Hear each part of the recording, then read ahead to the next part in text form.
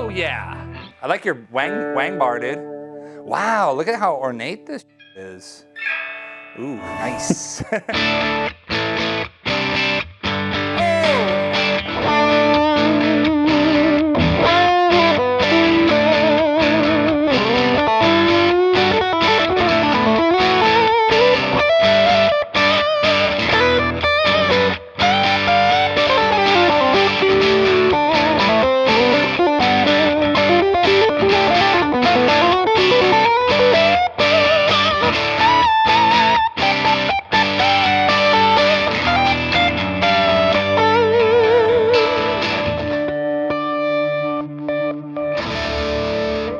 I just feel like D is like one of those beautiful keys where you...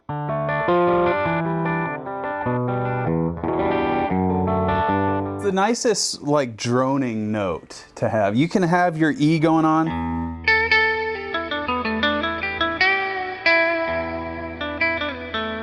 But you have to kind of work to get that. The Yeah, you gotta be like popping. The D kind of gives you that flexibility.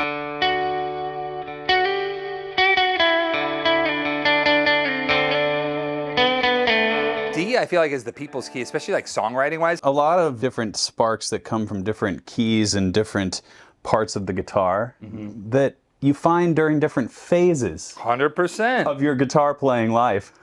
Wait a minute. That brings us to today's podcast subject, the No Cover Charge podcast. Welcome here. I think that we have some interesting through lines together, you and I. We really do. We may have crossed over. As a lot of guitar players listening and watching will find, there are differences and yet similarities that we all share on our path to whatever our musical endeavors yield for us. So whether that's a professional musician or a hobbyist or somewhere in between, we all come to these different phases of our guitar learning journeys. And I made a YouTube video. I liked it. Years ago. But what year was that? I think it had to be 2019. Made it for my 1 million subscriber special on YouTube. And it was it was like one of the only videos I ever got on a trending page. Wow. On YouTube. And it was totally off the cuff. Definitely the most honest video I ever made. Did that freak you out? Like, were you like, this one? Yeah. You know what I mean? At the same time, I was like, oh, this one. This is so awesome that this is the one that got recognition, because it was literally my life as a guitar player. From the moment you pick up a guitar, and I sort of acted it out with some skits. Yeah. I think a lot of people resonated with different phases that they find themselves in. So we're gonna dive into essentially that video, but you also add in your experiences and maybe invent some profiles of guitar players that we think may exist or we could have become. Yeah. And I think it all starts with the phase of your pre-guitar playing life. When you hear music and maybe you hear the guitar as an instrument or just a force of nature, and you get interested. Maybe it's the first time you pick up a guitar, but can you recall the moment when you were aware that maybe I'm gonna try this guitar thing? Maybe you didn't pick one up right then and there, but you heard something. What was it for you? For me personally, it actually started, I remember that, first off, like probably many that are listening or watching or whatever, I always loved music. And I always loved, like, when I was a little kid, jamming and riding around listening to classic rock with my dad and my mom. But the moment for me, I really thought, hey, I'm gonna do something, which I originally wanted to be a drummer. Oh. Because I thought drums. Okay, nice. And it came from like Black Sabbath, The Who, John Bonham, Zeppelin, because I would hear all these cool drum fills. And I remember being in the car and like on the dashboard. So the first thing you heard primally was the drum. The rhythm. And it was like when I heard War Pigs, that thing was, to me, was like so sick. But going back, I remember I was in 8th grade, just about to go into high school, but we went to the high school talent show. And there were kids in the talent show that were older, and they were playing. And I remember they played a Black Sabbath song. They played Paranoid. And listen. Were you having fun? Were you like, oh, I gotta be up there? No. I remember watching and I was mesmerized because I was like, at this point, like I hadn't even been to many shows yet or anything. But I remember being like, whoa. Like those dudes had like, they had like long hair. The one guy had an SG. And I was like, this is just cool. I remember dun, dun, dun, dun, dun, dun, dun. And I was like, man, that would be really cool to play drums with this. Flash forward, My brother's friend had a drum set. I conned it to get over to our house, and my dad, who was like a construction worker, he comes home day one, and he looks at me and he goes, the only time he ever did this, he goes, no drums. Oh, He's like, I can't work from 4 a.m., come home and try and listen to you play drums. And I was like, oh man. But he said, why don't you get a guitar? You can take it with you, and it has a volume knob. He didn't play, but he knew. Ooh. And I was like, Smart observation by your dad. You can take it with you. It's not so much stuff. And I went, yeah, I guess I'll try that. Picked up a guitar, and I was like, this rocks. You do have a drum-like quality to your guitar playing. I mean that as a compliment. Well, thanks, man. You know what I think it is, though, for real, is I love rhythm. I say that as like a guy who loves to play lead guitar. Well, you have to have good rhythm to play good lead. Isn't that the rule? That is the rule, and it's like, man, the better your rhythm is, and also like, what's cool is if you just pick up a guitar and you can play one chord, and maybe you watch someone in the crowd or whatever, and they just go, yep, they're in with you. It's So, like the connection. what was the chord that unlocked something for you? It could be, I'm trying to pinpoint something small, not even a riff yet or a lick, but what was like a sound that you could make out of the guitar where it really, in that early phase, maybe you just picked up a guitar, but you're like, whoa, whoa, whoa. First, it was just this. It was just that. And I was going like, trying to figure that out. But what really connected, man, is when I brought this little guy to the mix. Oh, you're and I just went like this. And I went, okay. And then I moved it up to A, to D. And I remember, I think it was essentially the you really got me thing, where all of a sudden I was trying to do wild thing.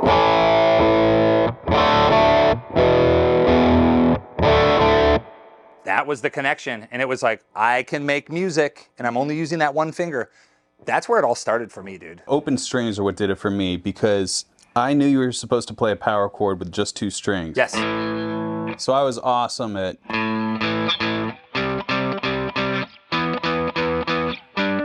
I was like, look, I can lock my fingers in place, baby. You're like, this ain't going nowhere. But then when I accidentally did this, I was like, whoa, what is that noise? It sounded way different than... I was like, that sounds like an orchestra or something. I remember I had a guitar lesson and I was trying to play a D chord, and I went... Oh, nice. Oh yeah, the big old open D. And that guy goes, that's actually, I think he said, oh, that's actually a D sus2. You're not supposed to know that yet. And I was like, what? But I remember hearing that sound and then going like this with my fingers going. And you're like, what is this sorcery? Well, that look you just did, that's the look of, oh, I can move stuff. And then I'm like, whoa, I am Adam Jones from Tool now. And I'm Dude, like, whoa. best feeling ever. And this is before I even learned Smoke on the Water and stuff, because I could just put my fingers in places and move them around in the open chords. Mm-hmm. I realized how they were additive to the guitar way before anything. And you know what's funny is all these years later, like, I'm sure you would have the same kind of thought as, that's still so cool. It's like, take that A sus.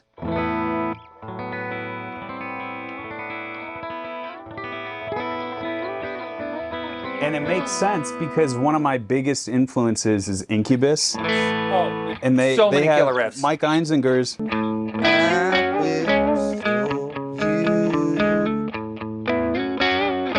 Okay, hold up though. Big shout out to Mike, because what a riff lord. He's my favorite riff master. I remember my brother was into Incubus and he wanted to do like a Pardon Me thing. Oh man. And I was like, bro, what? How did he do that? And then he's doing this. Yep. All these things, and I'm like, who is this guy? Yes. And again, Mike Einziger, master of the open string.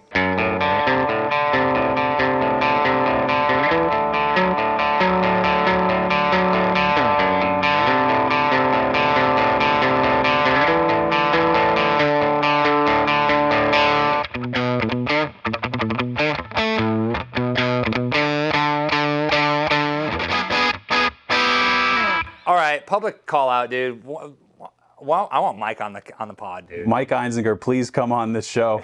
I will do anything to pick your brain about licks, riffs, and all the beyond. Yeah. So that brings us to the next phase, which we sort of teased with that whole Incubus conversation, which is the obsession. So this is after you've picked up the guitar, you've had your first experience with it, you've experienced the power, you understand what it can offer you as just a an output device for whatever you're feeling inside, what have you. It gives you a certain adrenaline rush. And now you're on to what music makes you excited. And these are becoming your influences. The difference that you start to see between yourself and your friends. 100%. When you are researching guitar pickups at 2 in the morning instead of like playing Fortnite or whatever. Yeah. And this is really, I think, the most beautiful stage of guitar playing, because not only are you obsessed with it and it feels so good and you think about it when you're waking up, but you also are getting better at greater jumps than I think you ever do in your guitar journey, because you're so obsessed and you're spending so much time out of nowhere that you're seeing all these leaps and bounds in your skills, and it's unlocking new things every day. Like now with us, it takes weeks or months or years to unlock new things. And this is just like, here's this piece of gold, here's this sterling silver, here's this diamond, you know? Well, dude, it's like, it goes back to the same thing where it's like, everything's so new. You're a sponge. And you're so, for me, and I know you felt the same way, you're so excited. You're like, you found this new universe. What is this wizardry that I can just unlock? And every single day, it seemed like you were getting closer to unlocking, and right back with you. You're finding all these things out about your favorite players where you're going, okay, for me, it started with like, when I got into like the old school blues rock, but then it was like pure blues. And I was hearing all these guys play, and I'm going, wow, so this is B.B. King, this is Fred, and like figuring out how they are all so unique. It was your own thing and no one else was there with you. You know what I'm trying to say? Absolutely. And this is the stage also where you started to not only pay attention to music in general and practicing and being consistent, but also nuances of why guitar players sounded a certain way and why you couldn't sound like them when you tried to play, and unlocking those things. And I remember in particular, there was this one riff, and I don't even know if it was exactly, but it was my interpretation, and it sounded about right. And it was the concept of ringing strings together. In an otherwise kind of normal pentatonic context. So we have this first position, and we have this note here, which is a flat 5. And this is a really bluesy sound or really metal sound. In this context, I realized that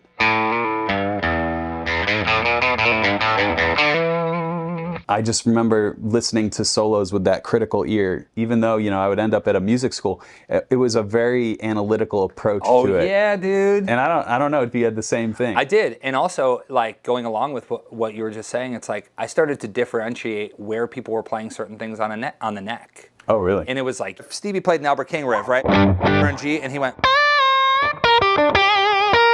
right? Okay, cool. But I knew if Eric Clapton did, you go, and I remember even at that time, I was like, it doesn't sound the same. So I started getting my guitar and I was going, oh wait, if you play the same lick in different areas, I started to learn that. And then I was listening to Billy Gibbons say it was like a,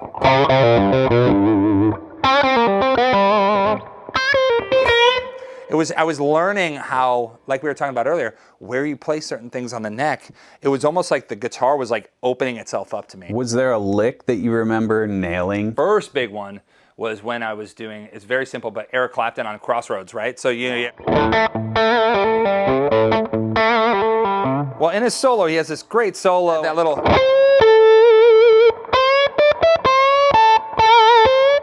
it doesn't sound like much really now, or even maybe to your ear, but it was getting that out of tune.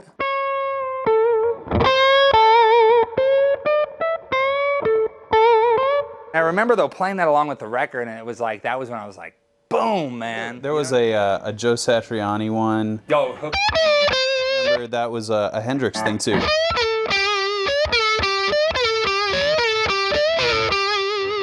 And I was like, oh, there's actually 2 different ways I can screw it up. And just learning that one technique made my guitar playing so much better, just the basics of it, because of that nuance that I was adding to my muscle memory. Simply by how you're striking the strings or your vibrato or where you're playing within the tone Yep. sets it all apart. It's like you listen to all these guys, like you did that bend, or it's like you'll hear Eric Johnson play something, or, you know, all these players, the way that they play. I remember hearing Eric Johnson do one of those that you did like a...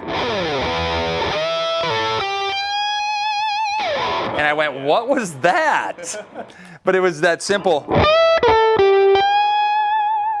And I went, at first I was like, was that right? And I was like, oh, no doubt. He hit the major third instead of... He went...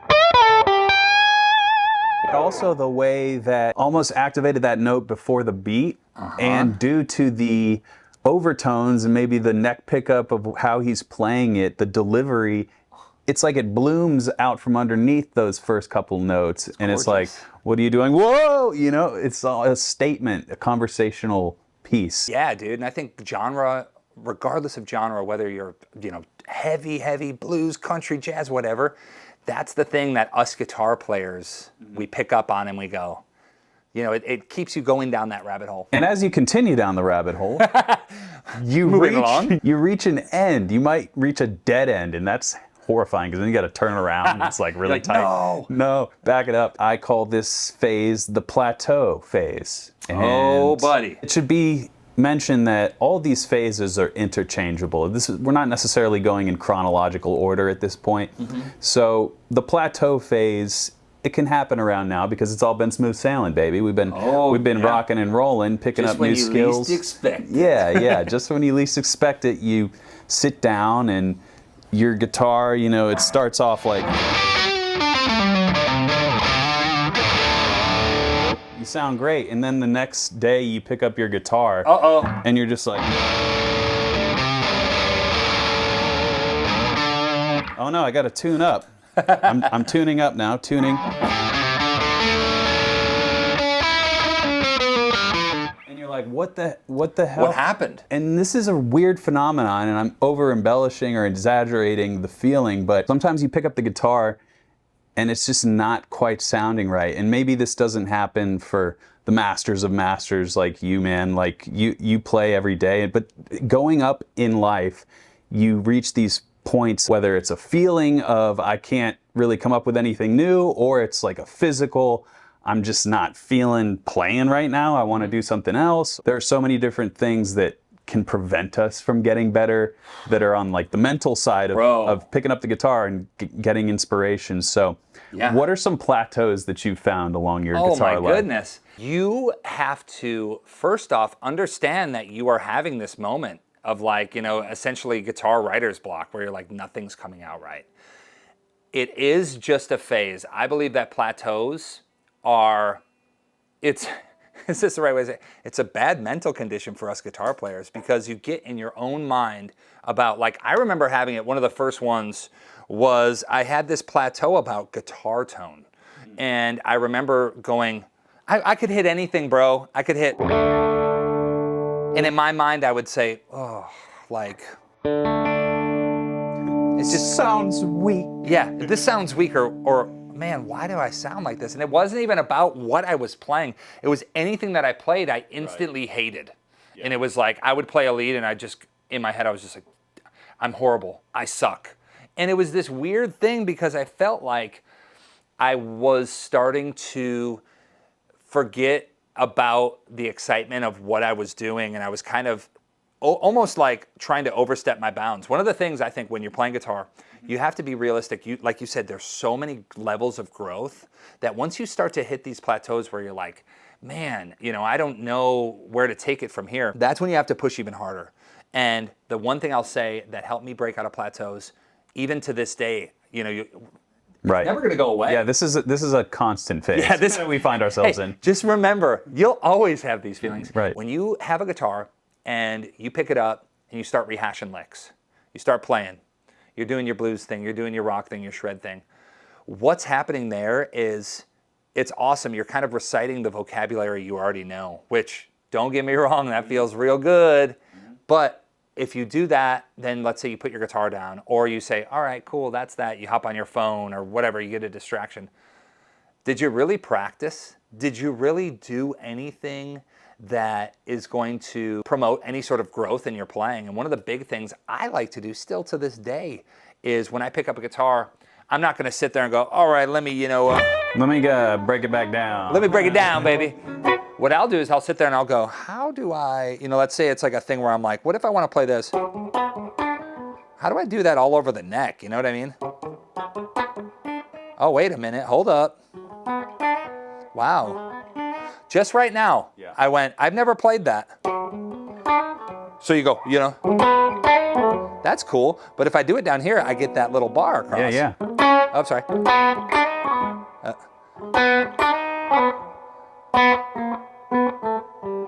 Oh, shoot. In real time, you're watching me work it out because I'm going, what am I doing? But what I'm saying is, the biggest thing that helps me get out of ruts is get out of your own way, get out of your head and start to just look at the guitar from a different angle. Just like you literally saw or heard me do right there. I went, how do I play that riff right there? Because I've never done it. And now I guarantee you, if I put on a backing track or I'm jamming with the band or whatever, in my head I'm gonna go, wait a minute. You start to, you know what I mean? And just something as simple as that can just take you out of this monotony of, I play the same licks all the time, I play the same riffs all the time. It's really, really refreshing to just kind of get out of your own way sometimes. Another thing that busts ruts. You need some rut busters? We got you covered. Home of the Rut-busters. I'm gonna bust that rut all Dude, that'd be up. a great book. We should do that. Rut-busters, dude. Rut is our new guitar coffee table book. Yeah. If you want to bust a rut, all I ever learned is changing your tuning is a rut busting method that I find quite effective. Yeah, you can, it's amazing. You can just change one string. I'll change two. I'll do D. God, I love that sound. Drop D, and let's pick another string. I'll take that high E and I'll put it to a D. You ever do that? Let's try it. Dude, we're rolling with 3 Ds, my guy. 3 Ds. You are 3D. 3 Ds. Oh, yeah.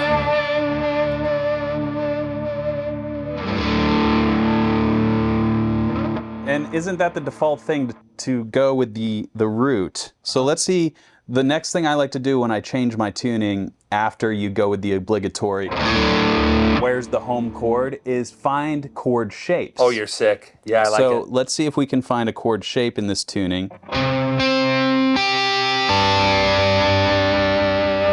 Gorgeous. Yeah, but you know what? You go.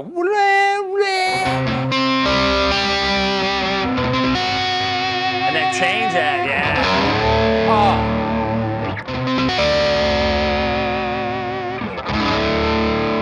Case in point.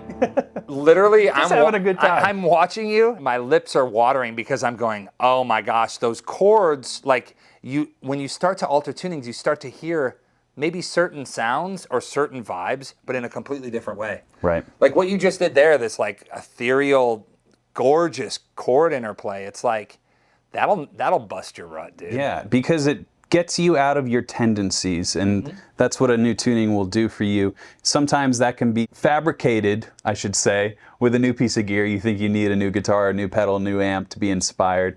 Doesn't always work if you're not literally putting in the time on the instrument to come up with new ideas. Right. The gear can sometimes do that. Like I have a pedal on here, for example, that just the moment you turn it on. What is that thing called?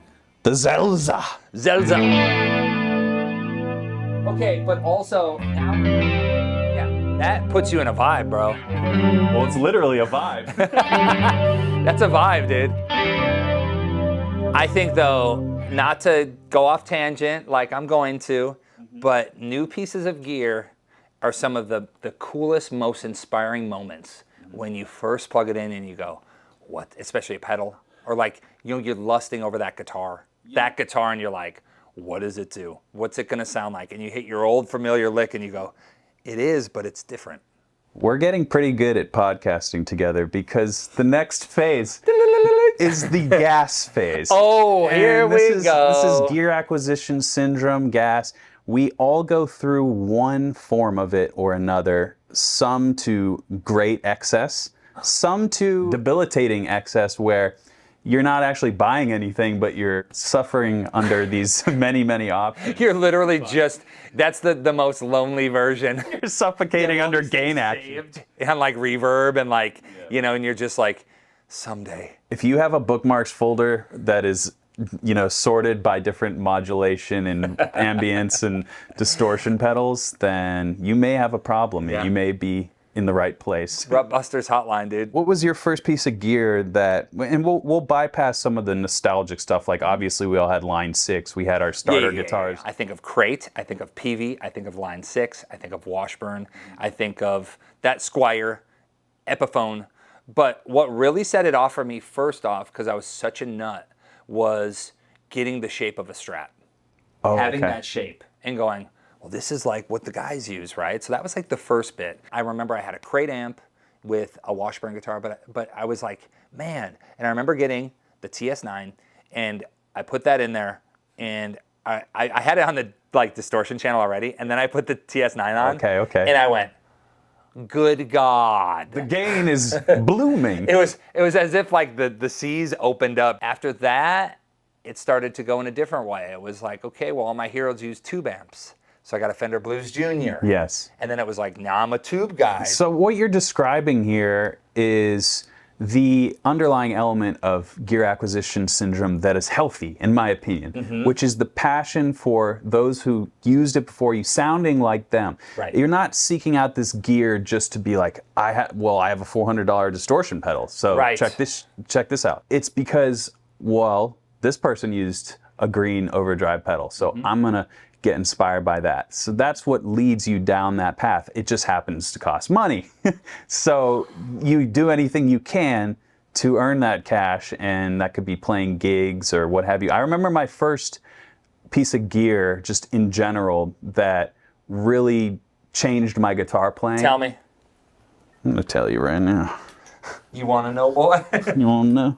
It's I'm going to show you something. It's this. Oh, no. I see where your foot's going. Oh, God.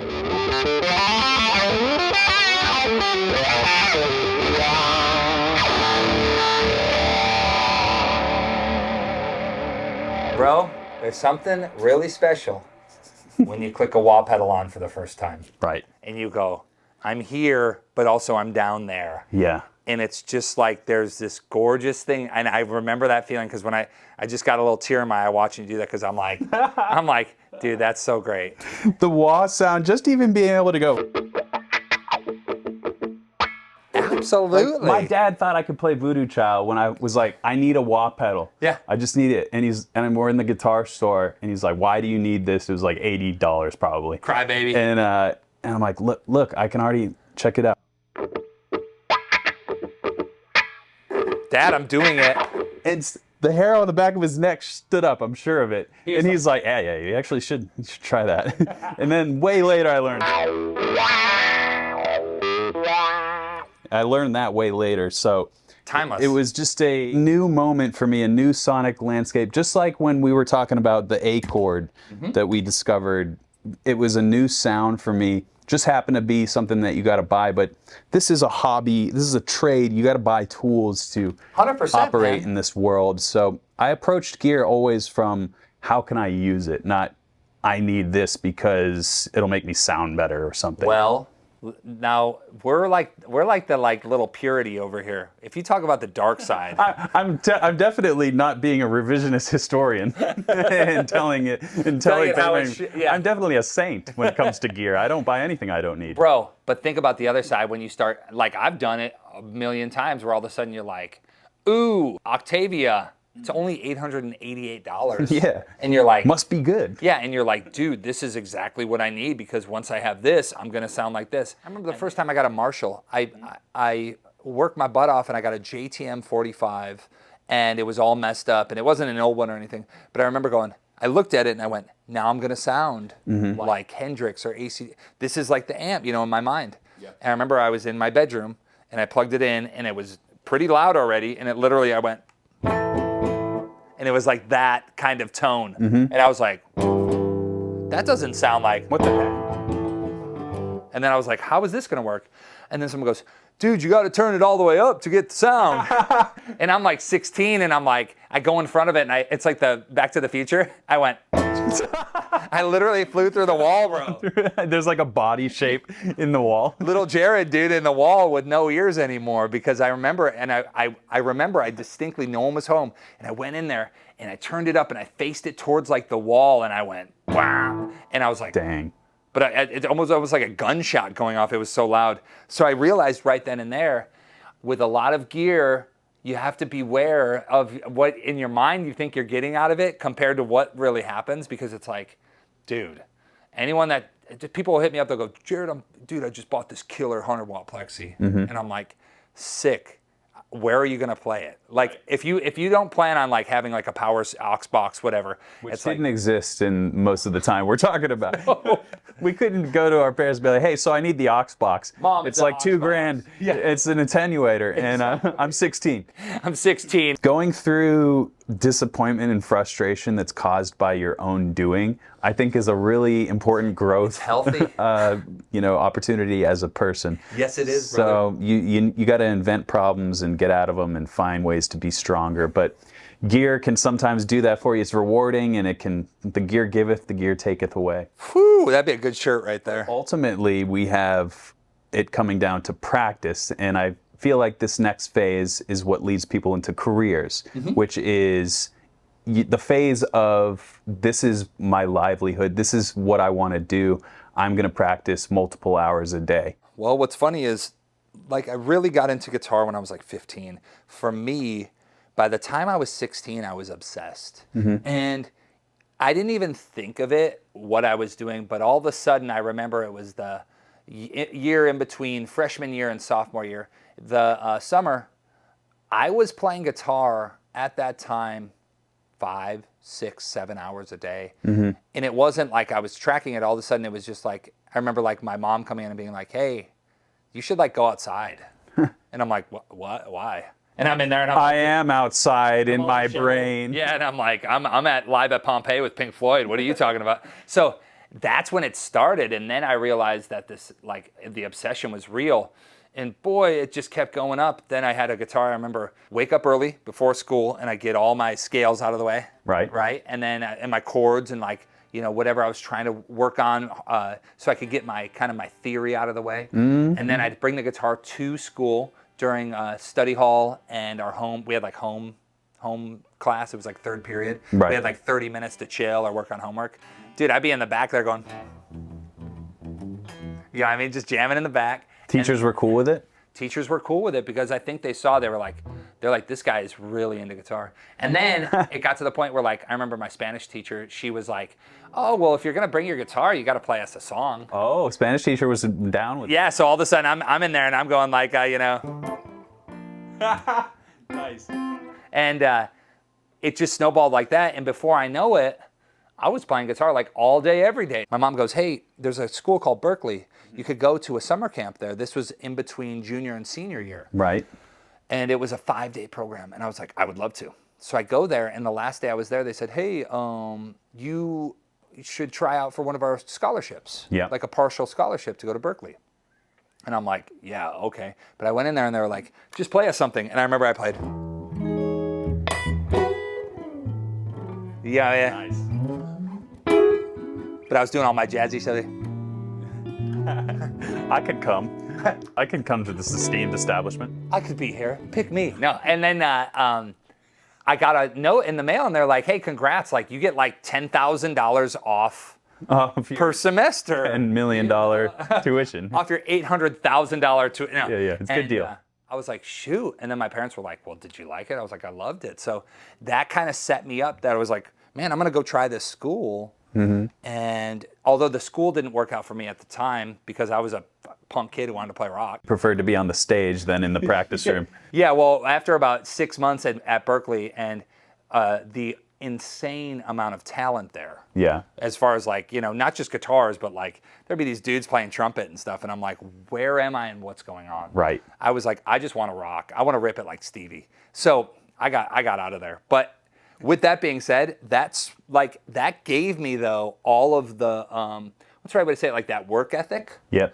Because even after that, it wasn't like I was stopped. I was like, oh, I'm not learning guitar. It was after that I had all my Berklee stuff. I was like, I'm still working on all this. Well, that's what a place like that is for, is to you get out what you put in. So Yes. I learned how to practice at Berklee too.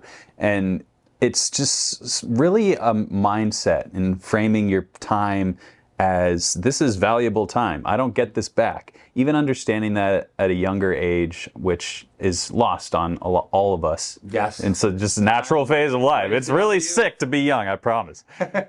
We're still in there. But the point is framing your time in a way where this time is valuable, and if I spend it smartly, I'll actually give myself more time to do whatever I want, and I'll feel good, as opposed to like mindlessly being like, oh, I got to practice for 2 hours today because I got my proficiency exam coming up, you know. And No, man. The cramming element, I never equated. Definitely in high school, like with regular academics, physics, You're like, environmental "Oh, I science, crammed. you know. I was a crammer. There was some cramming going on. It did not yield great results for me, but musically, you can't cram. I learned that first, You can't. and I was just like, well, if I ever want to be successful, also, and I don't want to be embarrassed, there's an element of musicianship where, okay, you're here and you can't do the thing, you know, that's the worst nightmare. So there's an element of accountability that you develop in a place like that. And I think a lot of people don't really get to that phase. Maybe they do in a certain discipline in some one way or another, but I think it's really valuable just not only for learning guitar, but just structuring your life with some sort of Dude, 100%. sort of way. You nailed it right there. And it's like one of those things where it's like, there's no judgment, but I remember when I grew up, where I grew up in East Troy, Wisconsin, I was going to all the blues jams and doing all that stuff, and I thought I was Stevie Jr., dude. Mm-hmm. Like at the time, Stevie Ray J. Stevie Ray J. I call my SRJ. Stevie Ray JJN. SRJJN. Because at that point, it was the classic, dude, I was a medium-sized fish in the smallest pond ever. Great. Right? And I say medium, schmedium. But I remember like when I went to Berklee for the first time and all of a sudden I was around all these other players and stuff, and I went, whoa, okay, cool. I got out of the comforts of my little world, and now I'm actually out here, and it's like I'm kind of like in open waters. And I think that anyone listening or watching, challenge yourself, even if you don't. If you say, man, I'm good, I just like to play the guitar and stuff, put yourself in situations where you are either like sink or swim, like go in front of people and play, or go jam with people that you've never met, and it's like, what are we playing? And they're like, ain't no sunshine, and you're like, Like being in those situations, I feel like I've learned more in a 10-minute jam session about like, okay, I have to get my shit together, dude. Or it's like you said, like falling flat on your face, where you're like, wow, okay, that sucked. Like, I'm embarrassed. That reminds me of a quote: embarrassment is the price of entry. It's you put yourself up against the proverbial wall and you learn a lot. Bro, For better or for worse. It is so valuable. I remember, all right, so. Give me a horror story. I know you're boiling one up. Fucking SRJJN horror story, let's dude. brew one. No, check this out. I remember after the Berklee thing, I joined a band. I ended up moving to LA when I was 21. I worked a landscaping job to pay for the move, and I moved smack dab into Hollywood. And I remember when I moved there, I was like, man, this is crazy. Like, this is a crazy place. Mm-hmm. But among the million stories I could tell you, the one I'm going to tell you that really set me straight was I joined the King of the Blues contest at the Guitar Center in Hollywood. So the King of the Blues, if you don't know, it was like a Guitar Center promotion with like Marshall, I think Gibson, Fender. Good, you know. Oh yeah. I think I went to the Boston one. Yes. There was a drum one as well, wasn't there? Oh yeah, Drum Off? Drum Off. Yeah, the yeah. Guitar Center Drum Off. One of my friends won that one in Boston. That's killer. But the King of the Blues, I remember seeing it in like Guitar World magazine or something like that, and there was promotions. So dude, I entered, and I remember at this time, I had just met like some people I was like hoping to work with, you know, maybe join a band, and I thought it was cool. I was like, yeah, man, I'm doing this thing in Hollywood. They're like, oh, what are you doing? I was like, oh, it's a Guitar Center King of the Blues. I signed up. And they're like, oh, cool, we'll come watch you. And I remember a producer came to watch me, Jack Douglas. And Jack Douglas, who is now, we've become friends, and it's great. He did John Lennon. He used to work at the record plant in New York. He was there. He did all Aerosmith, Cheap Trick. you know, but at this point he was just in LA doing a record. And I remember he came and watched me. Well, the first round, I did the first round and I won. So was it like a jam over a backing track? Jam over a backing track. And I remember my backing track was like, I want to do. You know, like a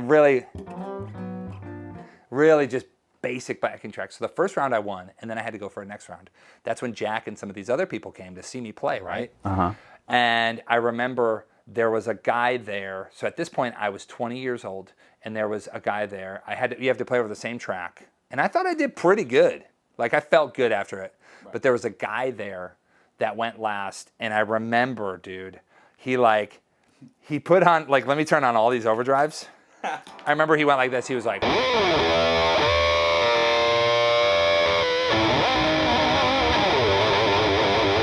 Freaking out right now, in case you're listening. Yeah. Oh, yeah, breaking things. But he, like, went to the crowd like, come on, let's go. Look what I did. That one unplugged. Did it unplug? Oh, my bad. But everyone was, like, freaking out, and they're like, yeah, this is awesome. And I'm sitting there, and I'm going... And the judges were all like, wow, man, look at this guy, how he did the crowd. He's flinging his guitar around. That must count for something. Yeah, and he's like making people clap along and stuff. And I got runner-up, and he won. And I remember I looked at the dude Jack and the guys in the band that were there, you know, that I was hoping to play with. And afterwards, that dude Jack's like, hey, man, it was good. He's like, you know, takes more than just guitar licks, though, to win over a crowd. Just got to remember that. You know, you got to remember that. He's like, just got to keep working on it, man. And I remember... What a shithead. Yeah, and dude, I remember the feeling I had of, like, literally someone just sliced my throat with a fucking sword. You know what I mean? And I felt so... Because I was like... I was so hopeful that it was going to work out and I was going to get to the next round. But also, it was like that public embarrassment. Mm-hmm. I remember I went home and I went to my apartment back in Hollywood. Dude, and... Like, literally, I walked down the block and I was, like, crying about it because I was so mad. And I'm telling you this story. I've never told anyone this story. But I was so mad that I remember that day. I was like, after an hour or two, I was like, well, I just got to work really fucking hard. Like, you know, and I took it and I made that into a really positive thing. You never want to feel that feeling. I don't want to feel this again. Because it literally shattered me. And I was like, it was almost to the point where, dude, if I had my guitar, I would have thrown it in the trash can. I was so mad. Right. But then it's like, that's like not a healthy way. So obviously, thankfully, I took that and I spun it. Nice. But dude, horror story. And I remember just that feeling. And it made me say to myself, like, okay, listen, music is art and it's not about a competition. And that's really, really true. None of it's competitive. But there's certain things that, you know, for you to be all you can be as a player, it's like you know what I'm trying to say? It's like, I'm just going to be the best version of me I can. There are ways to unlock potential that feel like friction and feel like maybe you shouldn't be doing them, but you have to be willing to explore things like that and feel those moments of low, because then you won't realize, you know, what success feels like if you don't feel like what it feels like to be in the gutter like that. And just from an outsider's perspective, you said you never told anyone that. To me, it seems like a sports movie. Mm-hmm. It's kind of like it's sort of like, okay, well, this is my rock bottom, quote unquote. Mm-hmm. This is when I tried my ultimate hardest and I got turned away because of something that like is totally not even what I'm searching for or going for. No. But is that what I should have been spending my time on? And you start questioning. That can send a lot of people into a spiral. Mm-hmm. But I think what differentiates career musicians, which is kind of the final phase of this podcast, is career musicians, those who take all of this pain and all of this happiness and every other feeling that's wrapped up in it and turn it into a livelihood. You had to literally make the choice in that moment, well, do I want to continue to risk this feeling and feeling of inadequacy or failure just to make maybe somebody listen to, like, you know, maybe my job works out? It's not even success yet. So that feeling, when you put it like that, kind of a daunting profession to go into.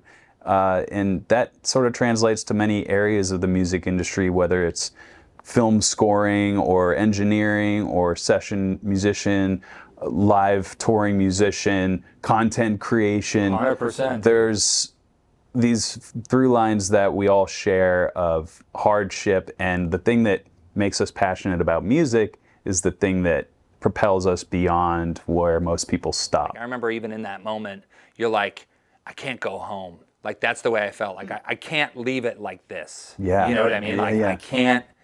I can't go back, and this is getting so heavy, but it was like, I couldn't go back just to have certain family members or friends go, told you so. That's That the worst feeling. was the worst. And in the back of my mind, I was saying, like, I believe in the music. I still believe, you know? And that was the power where it was like, and at that point, man, I had nothing going on. And this was, you know what I mean? Like, I didn't even have a gig. I had have nothing. a peaceful existence when Yes, you think of it. really. Think about it right now. Like, Dude, honestly, I go like, do whatever I want. You got a few things going on today. And Yeah, you're so like, well, I guess I'll go to 7-Eleven, grab a... yeah, I'm gonna grab a slushie, dude, watch a little TV. Yeah. But it's true. It's like whatever path you take, I think it's like the power and the love of the music, no matter what. Because, and not even to go there as a career musician, you know, I've met a lot of people that'll go, man, I don't make any money doing this, and I just start to laugh and I go, well, let me tell you something. Silly fool. If you plan on going on the road, unless you get struck by lightning in a great scenario, chances are, you know, I remember for me, I was on the road for 8 years before I ever took home $1. And that was because it kept funneling in. So I had to figure out other ways to make money when I was off road. And that's not a story of me saying like, well, Jared, why would you do that? I was just like, no, that was the way it was all happening. So with music, it's like, you gotta love it. You got to. You gotta love it. Because most days there will be no reward except the feeling that only musicians get to feel when we play these stupid things. The feeling that you get, and it's the same feeling we got when we started. That's the weirdest part. Yeah, it's still very potent. Is no matter, for me, and I bet you feel the same way, no matter how many times you pick up the guitar, when you have one of those days where you're just feeling it, you just go, dude, this is the best feeling on earth. Can't be touched. It's the best. It's the best. Hey, one last thing. What is that on your pedal board? The joystick thing. Oh, the joystick? Well, Can we do a jam with it? yeah, let me. Dude, like do it in the jam and like blow my mind. Here, I actually have a little joystick cam. Fuzz reverb, and you can like change the position of the fuzz and the reverb. What? But basically, this is all distortion.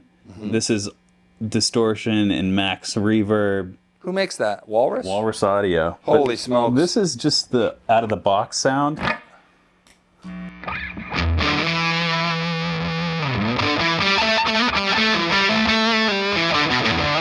That already sounds awesome. And then if you put some verb in there.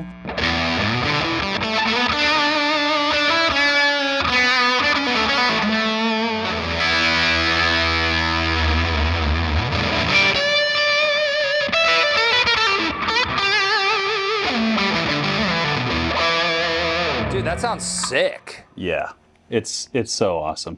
I usually keep it right around there, but the whole sweep. Wait, on the bottom, is that clean it up? This is just the decay. Wow. Cool. And then this is just max reverb and distortion.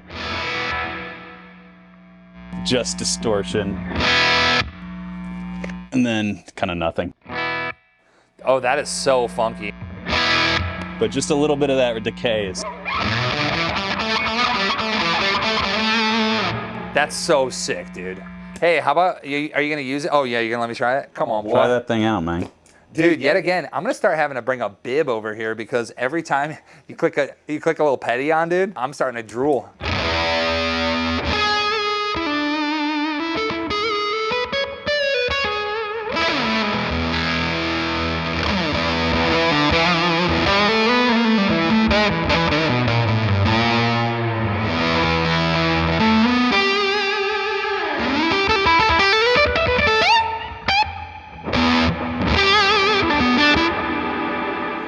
Whoa!